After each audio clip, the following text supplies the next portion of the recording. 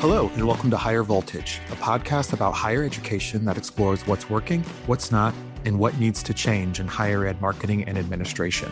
I'm your host, Kevin Tyler.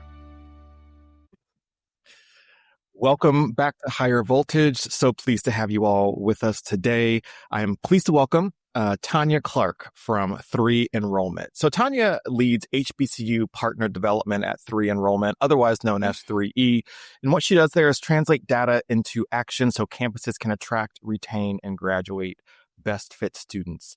Tanya is known for turning iPads insights and net tuition revenue math into clear playbooks that presidents and VPs can execute. I think it's important here that Tanya is a proud University of Alabama graduate and a completely devoted Crimson Tide fan.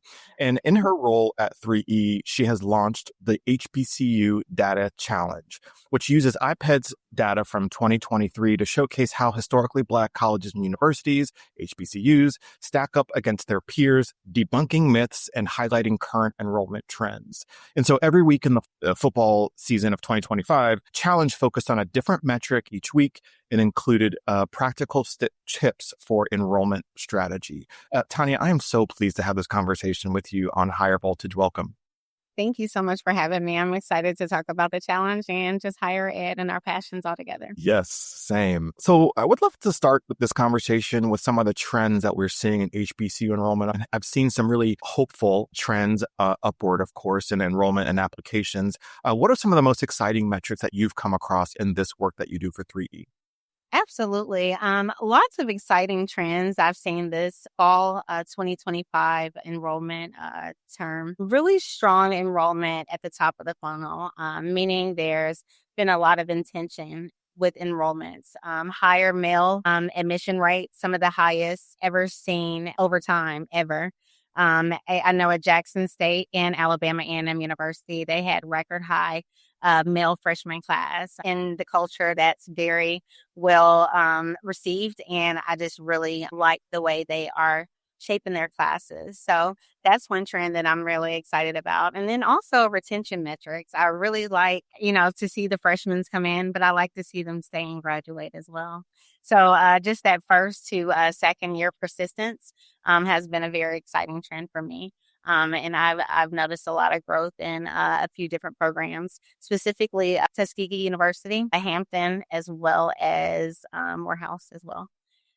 So they have very good trends for retention, and I would like to see that growth nationwide across all HBCUs. Let's finish what we started. I am so excited and inspired by the upward trend we're seeing, especially in HBCUs of male enrollment, right? There's no shortage of news or headlines that talk about how men are not matriculating at the same rate as women, and that's going to be a problem.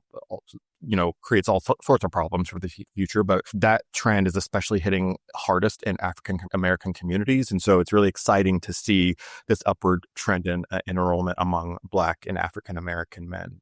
Absolutely. So there are lots of reasons why we're seeing this uptick in application and matriculation, enrollment, et cetera. What are some of the reasons you attribute to this surge, right? I think that some of them are political, but there are others as well at play. Definitely. I believe as far as the institution side, as far as them attracting these increased numbers of applications and students, ultimately enrolled students, would definitely be intentional strategy across the entire institution, from the first engagement on the website, the content that is being created for this generation. We know that this generation lives on their phone. They're on TikTok, Instagram.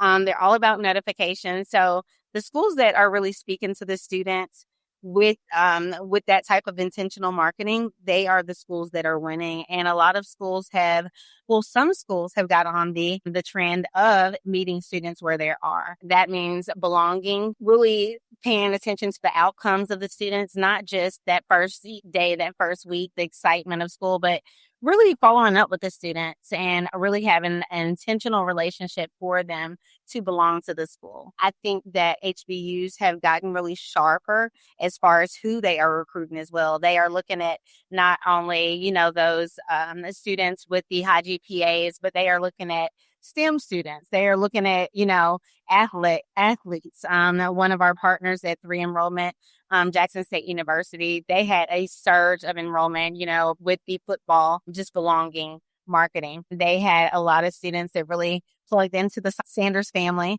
The coaching, the excitement, and just the growth went through the roof, and students could see themselves there. The social media really put them in a mindset of, I want to go there, I want to belong, and it's really increased a lot of numbers across the board. And I would say it would be really an intentional strategy to get the population that you need. Couldn't agree more. And one of the things that I think about when it comes to HBCUs and considering these upward trends in enrollment is kind of like the Oprah effect, right? When Oprah says that one of her, like a product she loves is one of her favorite things, can the company sustain the flood of interest that then comes right after that? And so HBCUs are somewhat in the same kind of boat, right? Like we see this new popularity, and are they positioned or equipped well enough to accept all this new interest and all these new bodies who want to come to their campuses? I'm curious if you have seen any sort of shift in the marketing strategies that are kind of responding to these trends really thoughtfully.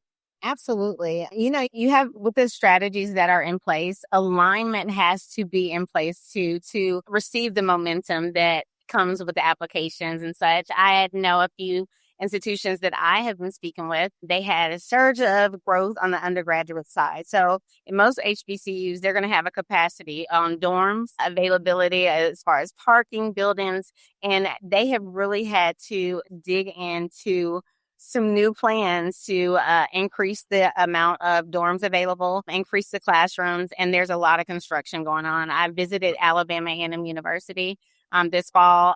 New construction was going up everywhere, and a lot of these institutions that are running into these growth, hiccups, I would say, because they didn't think about that when all these applications came in. They're really focusing on online and grad learners as well. So it gives them still the population as far as students, but also just marketing to those students that they probably were not doing outreach before when they were trying to increase the undergrad classes. So really just shifting in their focus and increasing the buildings and capacity, and while doing that to switch back to going hard for more applications, I would say. Yeah, that's great. So I wanted to have that kind of table setting conversation as kind of a appetizer for the work that you're doing at 3E with the HBC Enrollment Challenge. And I'm curious if you could tell us more about the weekly scoreboard, how it works, and also if you don't mind throwing in some background about Intelligent Recruiter, that'd be dope too. Absolutely. All right. So the football challenge did not start off as a challenge for a winner. It really gained a lot of momentum with LinkedIn and just my peers. They really got really excited about the challenge. I followed HBCU football teams. So each week, of course, you would have the lineup, and I would do a weekly metric to compare the two schools against each other. And that would be the win or the loss. It would be things like application growth, admit to enroll movement, yield and engagement trends, retention and persistence, discount rate, net tuition revenue. So just a lot of different metrics like that. We went 8 weeks, and over time, we had a composite scoreboard that really just weighed the data, and it ranked all of the teams 1 through, I would say, 35. I had weekly content, and I had a scoreboard website where schools would know the winners by Wednesday. I would announce the new metric on Monday. And I would do highlights on the schools that actually won that week, 1st through 3rd place. Really just putting a spotlight on their growth. It wasn't to really single out anyone as doing bad. It was really just awareness and visibility, It really became one time I got a reply from a school saying, well, where did you get this data from? Like, how are you getting this information? And I'm just like, it's iPads, it's not here to hurt you. Like, we're here to all grow together. And now that has turned into very positive conversation. So it was really a fun way to have camaraderie. Also allow each institution to know where their peers are performing, how they are really increasing the effectiveness of their strategy on their campuses. So I think it will honestly grow into being something looked at as a positive and something that people look forward to. I'm moving into women's basketball this season, and I'm doing that just so I can really capture the schools that don't have football teams. You know, there are a lot of schools that have some sports and not the other. So, and also just to really have a spotlight on a different, gender. We're going to see what the women's basketball teams do this season. So I'm really excited about that. It's really created a way for me to have conversations with institutions and really highlight their growth. As well as areas of improvement, and just to see where I can help them the most. That's so great. I think you partly answered one of my questions around that I was going to ask you around like how closely are you working with these institutions? And it sounds like somewhat closely to gather not only information, but to share results as well each week. Are there other touch points throughout the 8-week cycle that really informed how the program worked? Absolutely. Each week I did weekly outreach through email campaigns, sending a playbook. I did a playbook each week. So it would be like the retention play. So it would give you different ideas to make sure that your students are not only starting, but finishing. The touch points that we have at 3, I would provide solutions and then build conversations from there.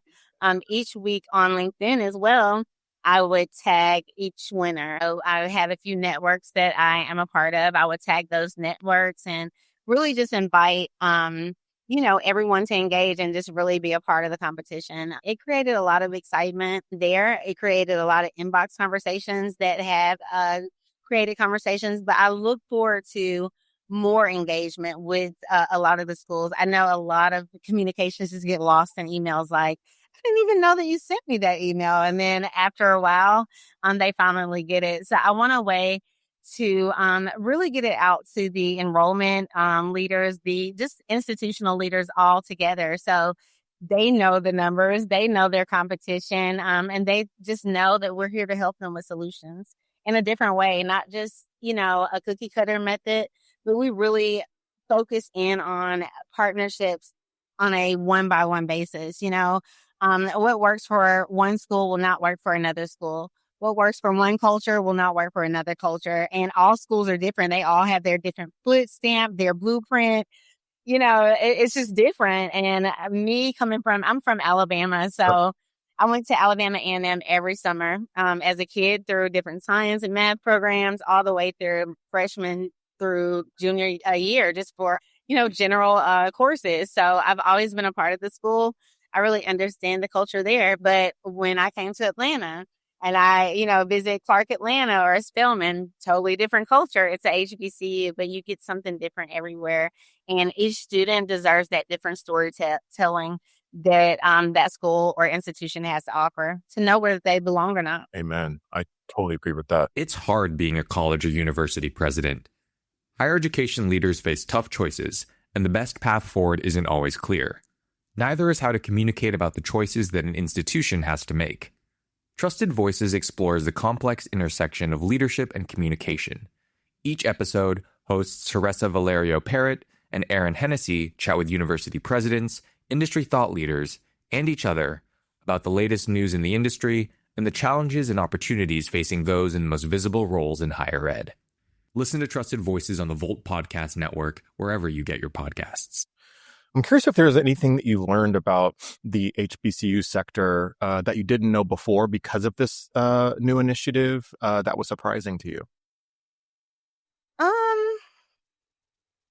I would say the lack of communication between different departments. So, financial aid operates as financial aid, and admissions operates as admissions.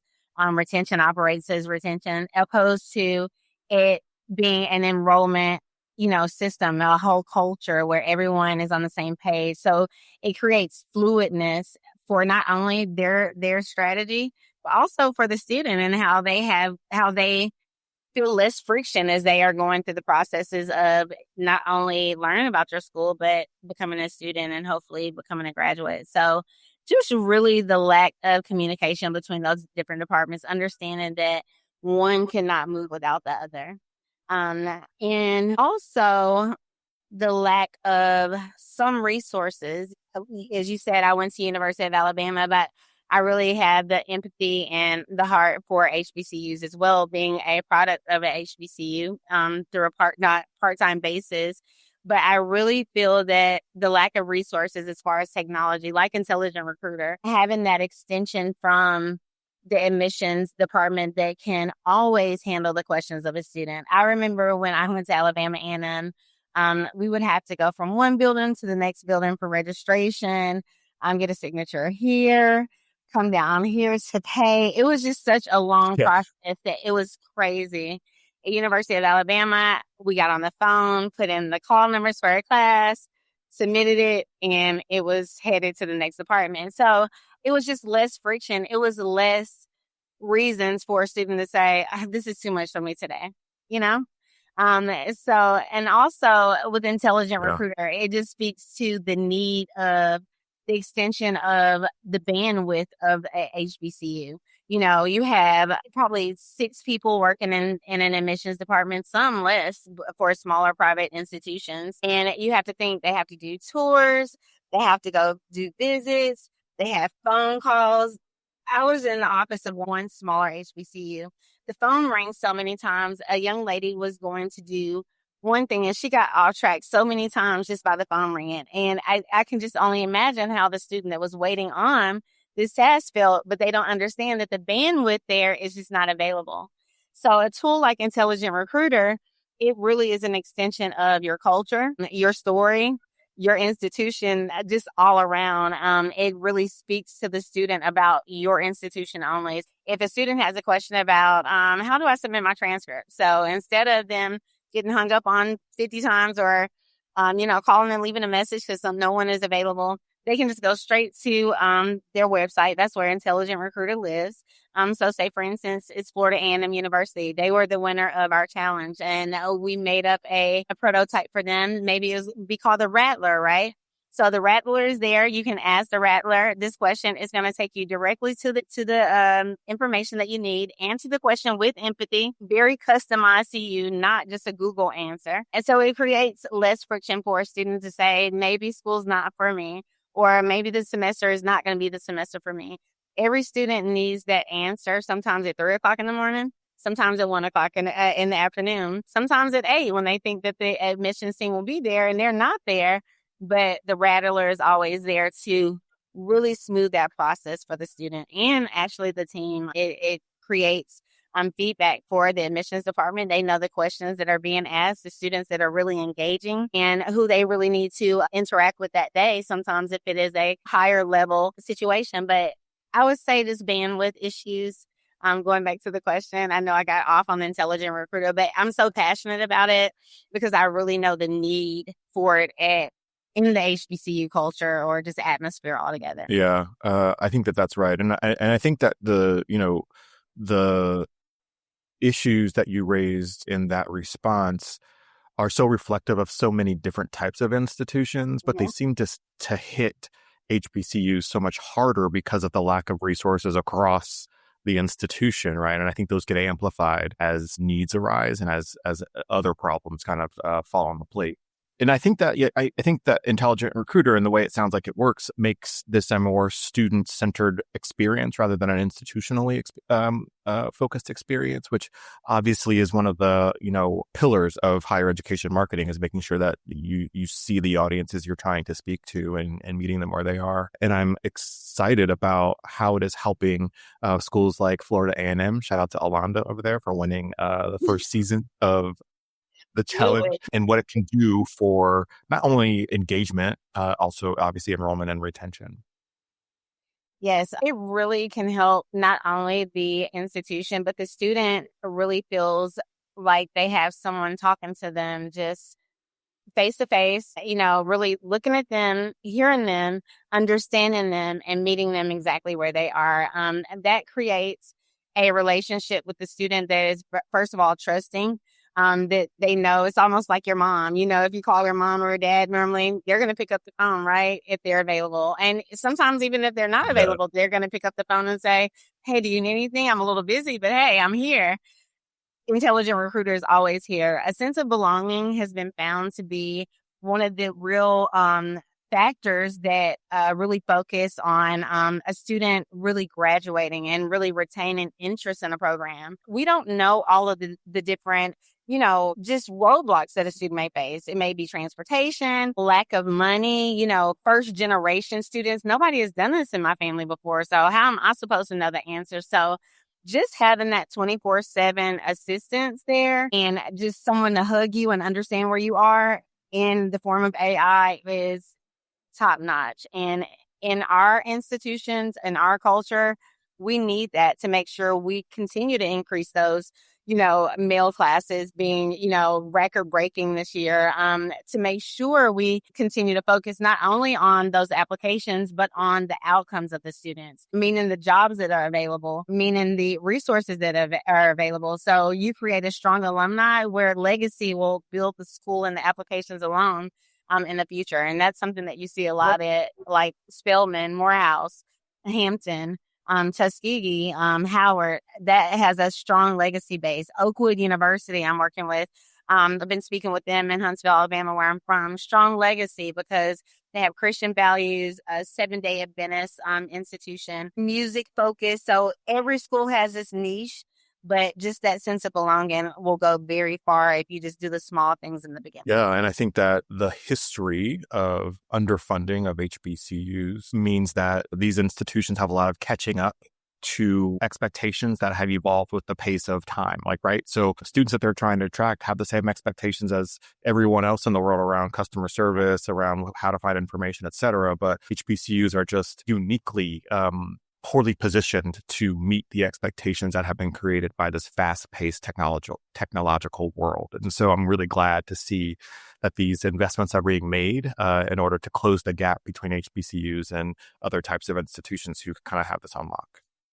I'm so glad you brought that up because not only in these legacy type of environments, you are, producing these very prominent and successful graduates that are, products of these HBCU institutions. Their level of customer service and needs and expectations have arisen, and they expect, whether it's their institution, alumni institution or not, they expect for the institutions to grow as well. They don't want to go back to the same dorms that they had when they were there in the 80s or 70s. They expect to see growth and advancement. And so a lot of these state schools, larger box schools, will win some of those students because institutions are just not looking at what needs to happen, looking at the competition around them and understanding that just because someone graduated from your institution does not mean that they want their children to experience the same, growing pains or lack of that they probably experienced at some point, especially in 2026, right? And I think that's very fair. Yeah, I'm 100%. I'm curious if you can share some of the top line results that were realized from the first season of the challenge. Absolutely. I really saw record-breaking applications this enrollment season. Also, really the focus on decreasing the discount rate. Schools are a business ultimately. In order for them to grow, they have to worry about the bottom line, just like any other business. And a lot of schools have not operated like that in the past. There have been a lot of grants and just philanthropy gifts given to a lot of institutions, and they are really sitting down, looking at the full picture, not just going off of favoritism or what they think will be the right strategy, but really just focusing on real data. Not just focusing on emotions and what worked in 2010, but really looking at, the market, where they are in the market, really trying to meet the student where they are. If you are not focused on the student interaction and the relationship that you're building before they even set foot on campus, you have lost the game altogether, because some students, they have so many different options. They can make money through social media. A lot of children are looking at just trades right now. So it's a competition out here, and you have to be on the forefront for a student to know about you, to feel like they have more questions, to see if they would even be interested, and then ultimately to see if they even belong there. So I've seen an increase activity and just events before the application even happens. So maybe a senior visit Saturday, outreach in different states because they have a decreased number of students in their neighboring states, and they want to get those students to them. Also, a lot of strength and retention efforts. And that's by engaging with the students earlier. Something like Intelligent Recruiter. Have you filled out your FAFSA for a spring or for fall? And just doing those checkpoints. How have you been feeling lately? And giving resources for mental health awareness. Giving stats on how to really ace your first set of exams. So study sessions that may be happening at the math lab, or, just really checking in on students like a lot during the quarter. That has really retained students and really, really got them ahead of the problems before the problems got ahead of the student. So I think that those have been the biggest trends that I've been seeing on campus. One of the most powerful examples came from Jackson State University, one of our partners last year, where enrollment leaders really shared how disciplined their strategy became. So they paired that with data. They became very transparent. They fueled the areas that really needed the most growth. And they had one of the strongest cycles on record to this date. And so I'm really proud of them for that. And I hope that they continue to build strategy, partnering with 3 in the future to make sure that that happens even more. Just because you tweak one area doesn't mean that you can not look at other areas. And as you grow, you'll see that maybe this worked this fall season, but in spring, that didn't work. So we need to go back over here and fix this. And just having a partner like 3, just really looking at all of that information for you, really that eagle's eye. It's really important because students, they want a school that they feel safe at, not just, a fly-by-night institution where, are we going to be open tomorrow? Or, will we have funds for new resources? Will our science labs really have the equipment that we need? That's not anything a student should ever worry about. And in some institutions, they really probably do worry about that. I know I talked to one school as far as the growth. They had a surge of applications.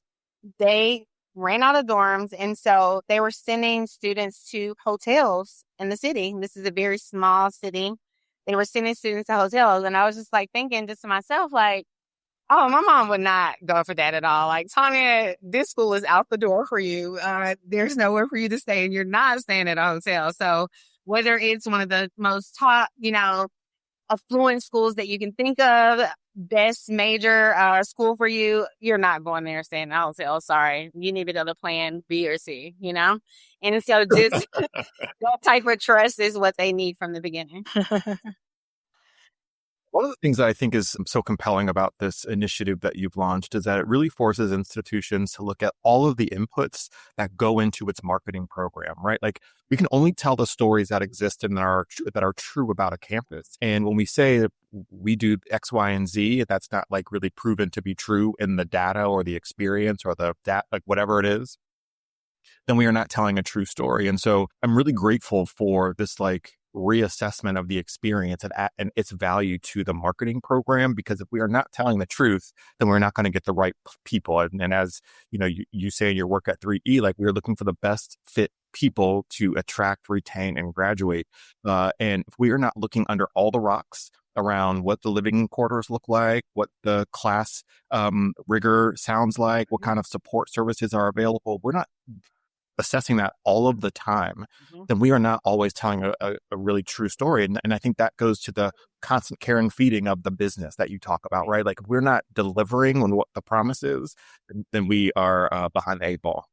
Exactly. So behind, because let me tell you, if you're not telling your story right, TikTok, Instagram, the students that are really there, they're going to tell the story for you. Okay. So the trust is built a lot of times through the real life students. Like, so we have one product where we do a social media management or social media influence product. That we make sure you are telling the right story. You're showing the dorms. You're showing, the gym where you would be going to workout facilities if you are, into athletics or want to know that you can stay up to date on your fitness while at school. So all of those different stories are really being projected in the right and honest way to let those students know they belong as well. Because the other content that's out there by the real attendees, it may, overshadow what you're telling as far as your own story. So I see that a lot with HBCUs.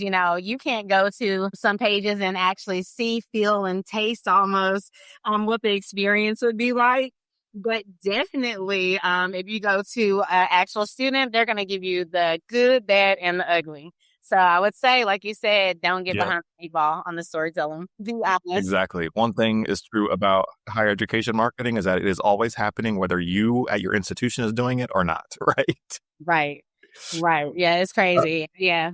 And then bad news travels, sad to say, a lot faster than good news. So yeah, so I would definitely always want to stay up to par on my social media and just the interactions with students, because that's where students are at this day and age. They're on the phone. It's right in front of them. Yeah. The last question I have for you is one that I ask every single person who passes through the quote unquote higher voltage doors. And that is what you think higher education is going to look like in 5 or 10 years. Oh, wow. That's a really good question. I would definitely say more outcome accountable, right?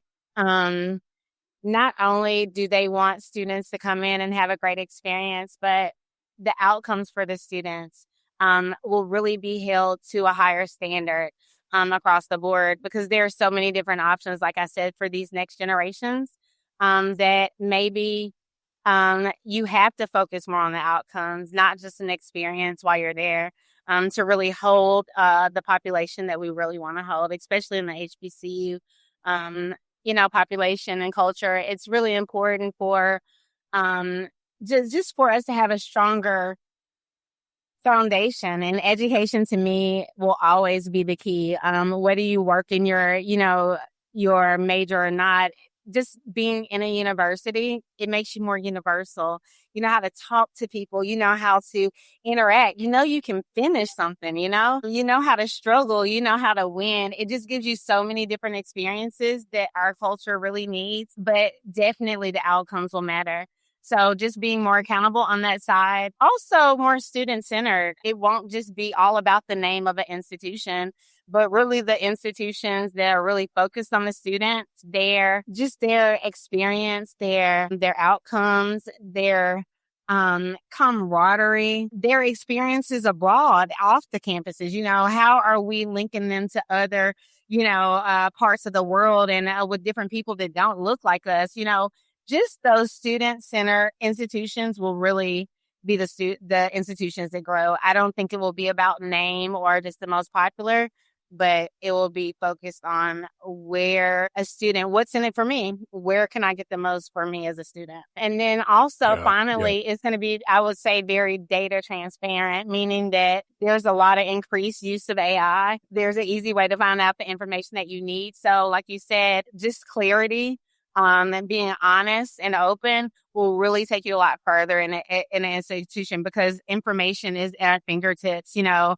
Resources are at our fingertips. So if we don't give it to the student, I think we will lose that sense of trust or sense of belonging in the beginning. So I think that just data, just being transparent with the student up front will definitely be needed, because we're dealing with a different type of student. We used to have to wait on information for a while, or go to the library, be in the Dewey Decimal System, finding books, going through the encyclopedia. Literally, am I dating myself? I know I am, but literally, it's a different experience. Seriously. It's like, I don't even know how my niece knows what a Dewey Decimal System is, do they really know about Britannica? They don't. It's all about right here, right now. And yeah. You have to really create a way to augment the entire experience from beginning to end to get the outcomes that we need at the institution. So I would think that all of those would definitely be different in a way, just to have the access that we need to the students and get the outcomes that we're looking for overall. That would be very important. I agree.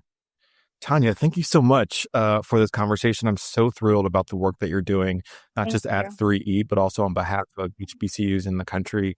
I can't wait to see what this next season of your work looks like and what we learn about the sector and how we can continue supporting a critical component of the higher education industry. Thank you so much, Tanya. Thank you so much for having me. That's it for this week's episode of Higher Voltage. We'll be back soon with a new episode, and until then, you can find us on Twitter at Volt Higher Ed, and you can find me, Kevin Tyler, on Twitter at Kevin C. Tyler 2.